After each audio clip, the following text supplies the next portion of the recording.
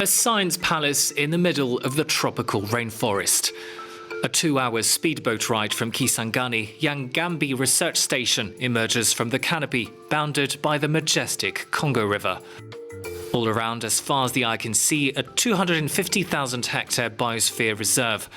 This is the playground of Nestor Luambwa, a researcher at the University of Kisangani and Belgium's Royal Museum for Central Africa. What's the diameter? 45.5? Nestor and his assistant measure the diameter of each tree and core them using this borer. We collect samples every month. This helps us to keep track of when in the year the trees grow and when they rest.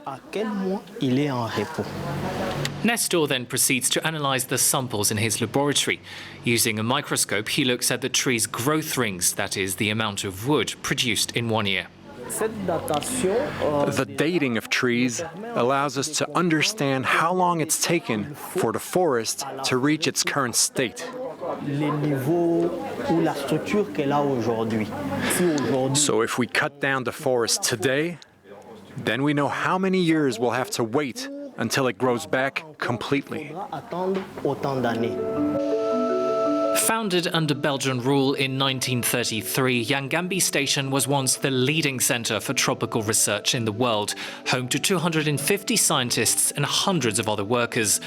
Today, the old colonial buildings have lost their original lustre, but they continue to hold priceless treasures, such as this herbarium, the largest in Central Africa, with a collection of 150,000 plant species, which has miraculously survived wars and looting. When the rebels came, they asked what was in here. So we told them, look, it's just plants. And they said, is that all there is? They thought it was ridiculous. And that's how the collection survived. Because they didn't understand. They just thought, these are things you can't sell.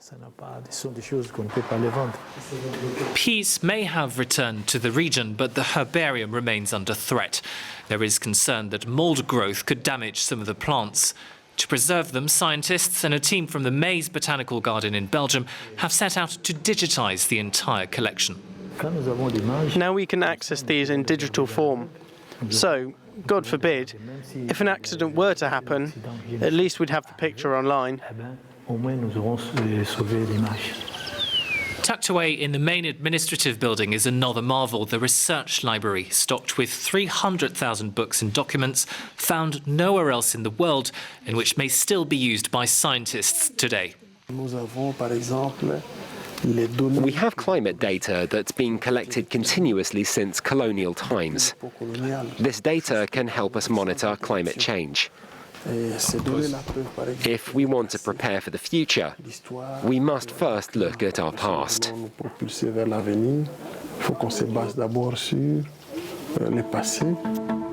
After decades of neglect, Yangambi Station is being rehabilitated with the support of scientists and international donors, including C4, an international NGO, and the European Union. This 55-metre-tall carbon flow tower, the first of its kind in the Congo basin, was inaugurated in October. It monitors gas exchanges between the forest and the atmosphere. Emmanuel Boulonza climbs the structure's 11 floors every week to check on its dozens of sensors. Okay, the connection is perfect now. You log into the system. We use a device that measures wind speed and direction. And then there is another device that measures the amount of CO2 in the atmosphere. And we combine the two measures using a special piece of software.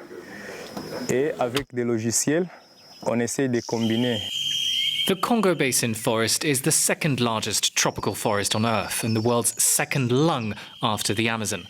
However, over the last 20 years, the primary forest around Yangambi has shrunk by 25%. Eventually, it may emit more carbon dioxide than it absorbs.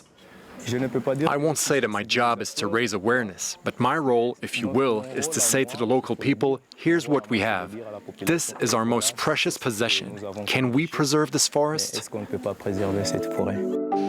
For scientists, preserving the forest requires setting up a dialogue with locals who've depended on its resources for thousands of years. Most people here used to practice slash and burn agriculture. They would come to the forest, cut down the trees, burn them and sow crops. Then, after the harvest, they would leave and look for a new plot. So he explained, using the right techniques, you can actually cultivate the land several times. The main challenge consists in providing alternative livelihoods to deforestation. This natural stove, for example, produces twice as much coal using the same amount of wood. We can only develop with the resources that we have, but we need to know how to harvest these resources to meet our needs, whilst letting nature regenerate itself. A lesson more relevant than ever. Almost a century after its creation, Yangambi Station is a reminder of how fragile our planet is.